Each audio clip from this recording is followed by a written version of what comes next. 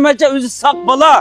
Mavi takdirde sınırımızdan toyqib, bütün tor dünyasını hem de geminin uçqı, hakikaten bir tesirlendirgen yaş iniminin birisi mavi. Hem de mucizek bir cüret, hem de nurgulluğa oğlanlarımız var, etrafımızda emmala bilisler.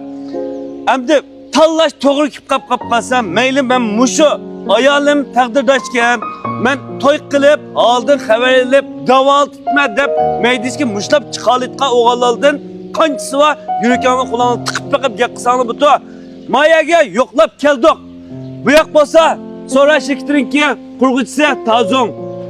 Bu yak bolsa Xotendeki baş vakaletçi mağidimiz var sonra şirketininki. Katarlık bir şeyde biz yığılıp tutuk. Nimişka, sebep ekranafkam. Mine, ayna. Sonradan icaret maşının musabıkasında muşu ufkımız 30 bin yürek yığıp diken. Her aya iş gölen. Çoğuma maşının üzerine sonra şirketinden Tazong üzerine ürümçinin ataytan kilip öz kolu bilen baya tapşırıp kıpbedi şu münasebeten mahfilim taat turvatmaz. Ben hem sizlerine bir guvahçı bolsun. Şu maşinne şu Mehmet Çakman ayalığa tapşırıp bedi diyen uqsunda film taat turvatmazlar.